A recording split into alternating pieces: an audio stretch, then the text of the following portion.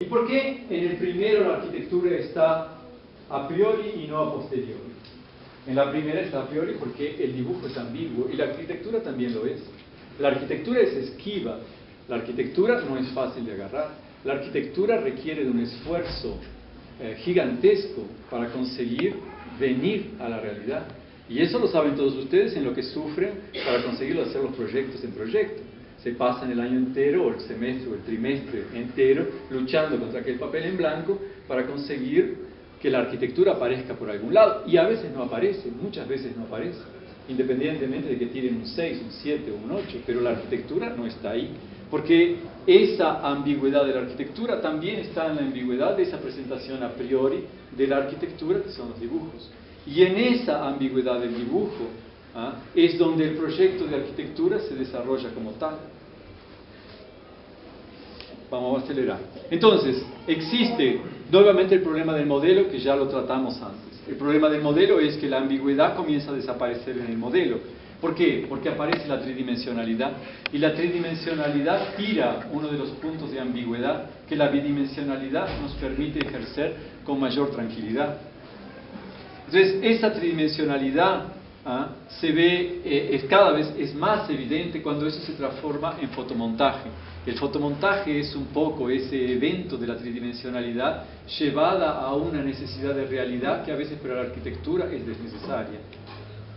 La construcción, finalmente, es una consolidación del evento arquitectónico que ya estaba desarrollado y que ya estaba presentado en el dibujo, que está a priori como arquitectura. Entonces, esos dibujos, al fin y al cabo, exprimen la esencia de la arquitectura. En esos dibujos, independientemente de que el evento sea construido o no, la arquitectura ya existe como tal. Y la arquitectura existe como tal en estos dibujos porque esos dibujos son la arquitectura en sí misma. No existe la arquitectura fuera de los dibujos. Cierto que nosotros intentamos destruir eso constantemente. Acuérdense que nosotros somos arquitectos y que tenemos una cierta adversión a las cuestiones más filosóficas. Y entonces, en algunas medidas, la transformación de aquello que la arquitectura nos deja como ambigüedad en esta cosa de las imágenes 3D, que simplemente opticaliza aquello que es ambiguo en el dibujo a mano, se presenta como una arquitectura cristalizada, como si fuese una construcción.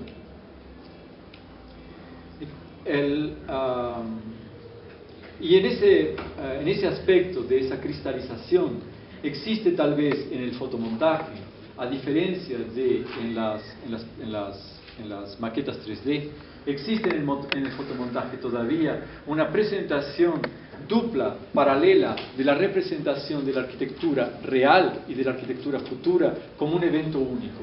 Entonces el fotomontaje, que es otro elemento más a ser estudiado para ver dónde la arquitectura se encuentra, se presenta como ese evento dubio, también dubidoso, en el que arquitectura real y arquitectura ficticia son una única arquitectura.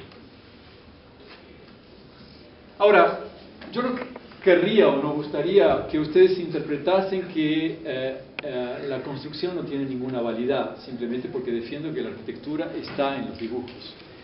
Lo que tenemos que entender es que existe una parte del trabajo del arquitecto que está necesariamente relacionada con un aspecto de la construcción que es la constructibilidad. La constructibilidad es un concepto que debería ser incorporado en la currícula de estudio de arquitectura. No necesariamente la construcción, incluso porque la construcción varía mucho de época para época, y de técnica para técnica y de país para país. Pero la constructibilidad no. La constructibilidad es una forma de entender la arquitectura que puede ser, sí, transformada en un hecho real, sólido y construido de hecho. Sin embargo, esta situación de la constructibilidad es la que nos defiende del dibujismo. No es dibujar arquitectura lo que importa. Lo que importa no pasa por el dibujo de arquitectura como dibujo. No hay una defensa en esta exposición que estoy haciendo para ustedes del dibujo por el dibujo en sí mismo, sino que el dibujo en tanto que proyecto de arquitectura, y en ese sentido la arquitectura en tanto que proyecto, se nos presenta sostenida o soportada, no por la construcción, sino por la constructibilidad, como el evento o el momento en el cual realmente la arquitectura se nos presenta. El ejemplo que yo tengo, que yo estimo más dentro de todos los arquitectos que ya he estudiado, es el de Scarpa. Scarpa es tal vez el más depurado de los arquitectos en el sentido de lo que estoy diciendo hoy para ustedes. Es el más trabajoso de los arquitectos, el que más trabaja sus dibujos, el que más hace encima de sus dibujos y el que más trabaja la constructibilidad. El nivel de detallamiento de las obras de Scarpa está en todas esas formas de inserción del dibujo dentro del modo de producción de la arquitectura como representación, como presentación, ¿no? Y ahí en Scarpa tenemos un poco la respuesta a la pregunta inicial, que es ¿dónde la arquitectura está? La arquitectura está en la construcción en tanto que existe ella como aspecto de la constructibilidad que se da en el proyecto. Y entonces, estando la arquitectura también en la construcción, aunque a posteriori, la arquitectura se encuentra anidada, ¿no?, en el proyecto, siempre y cuando él tenga ese aspecto de la constructibilidad como un ente que le es propio. Y ahí, aunque la respuesta no es final, la respuesta a qué es lo que nosotros deberíamos aprender cuando estamos acá o cuando pasamos por escuelas de arquitectura, me parece que es que deberíamos aprender a proyectar. El proyecto es nuestro aspecto fundamental. Claro que el proyecto tiene excesivas complicaciones, como la construcción, claro, pero en el proyecto es donde anida ese aspecto fundamental que es la arquitectura. Y acabó. 8 minutos.